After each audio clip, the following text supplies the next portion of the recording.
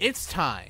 A new Danganronpa has arrived. This game isn't like Ultra Despair Girls, where it became a 3D puzzle shooter action game hybrid, but instead we're going back to the traditional scenario of 16 high school kids with ultimate abilities trapped in an unfamiliar environment, killing each other while you have to figure out who killed who.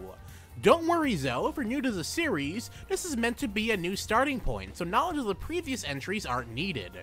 Also, please know that this is not to be confused with the anime Danganronpa 3, which is the ending to the previous Danganronpa games.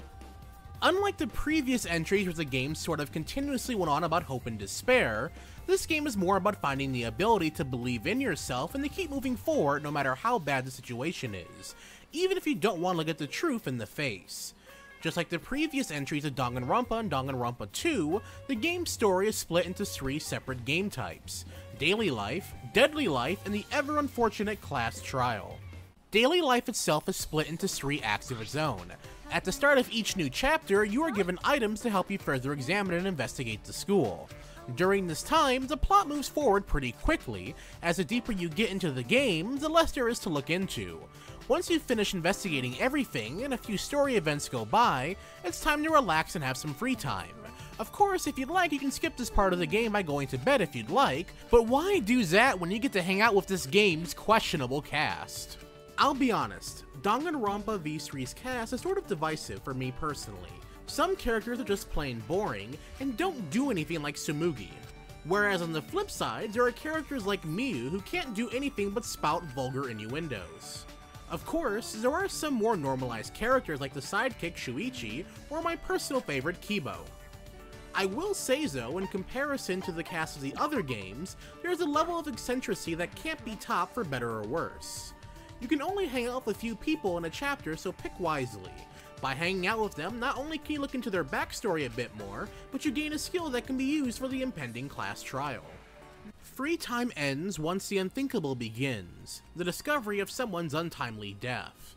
With this, we move on to Act 2 of a chapter known as Deadly Life. Deadly Life is generally pretty short as you're moving from point of interest to point of interest. You're finding clues on the murder, whether it's getting everyone's alibis or examining a few things. In some cases, it becomes pretty obvious as to how the killing was pulled off. Some others not so simple at first glance. Regardless, once you have all the puzzle pieces, it's time to find out who done it in the class trial. So far, it sounds like Danganronpa hasn't changed the formula at all. However, this entry of the franchise brings some incredible additions to the usual class trial. Granted, those familiar with the series already know how the class trials go. Most of the time when listening to your classmates debate, you'll be shooting down any inconsistencies they have or agreeing with what they're saying using truth bullets.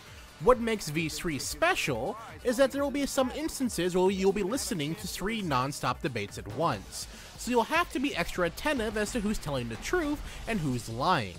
It doesn't stop there either, as now you have the ability to lie. All of your truth bullets become lie bullets, as they now mean the opposite.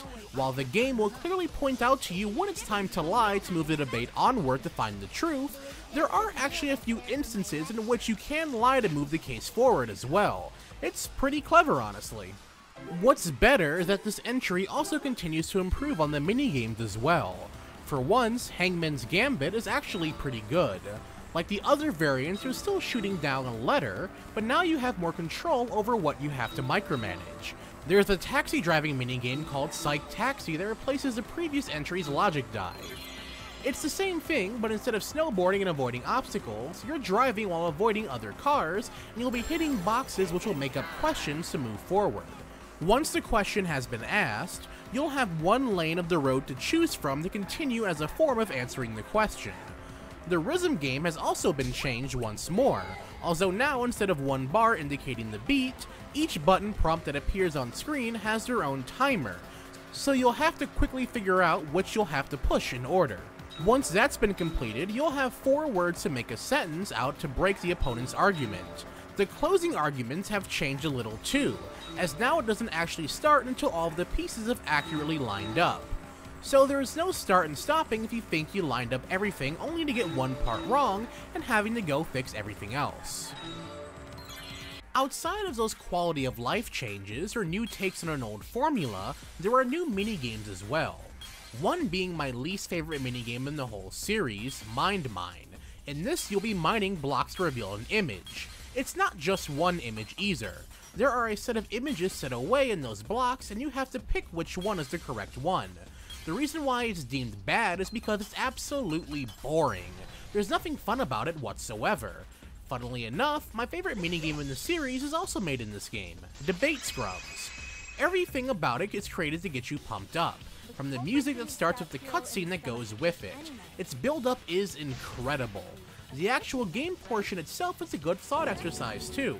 When the minigame comes up, it means everyone's opinions are split, so you'll have to take them down with the opposing opinions in one fell swoop by matching their statements with one of yours, but you won't know what theirs is until they start talking.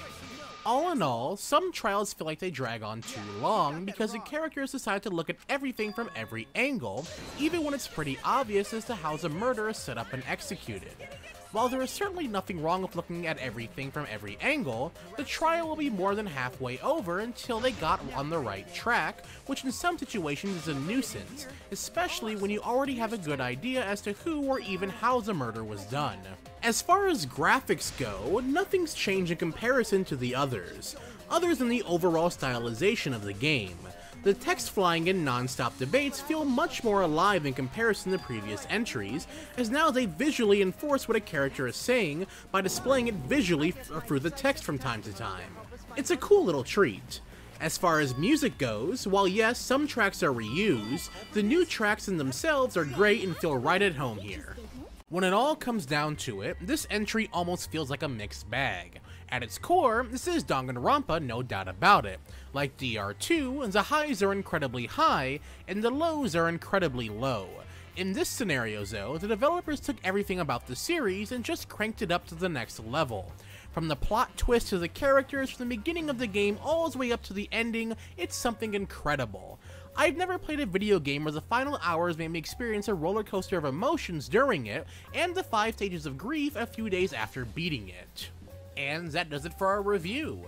To see the written review, be sure to check out our website, gaminggamma.com. A link to the review will be provided down in the description below.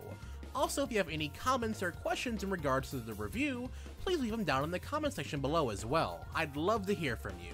Also, if you're just finding me through this review, hey, be sure to subscribe and stick around for a while for future Let's Plays, reviews, commentaries, and more. We'll have a ton of fun here together. And if you're already subscribed, be sure to click on that bell to be notified when I upload next. And as always everyone, thanks for watching.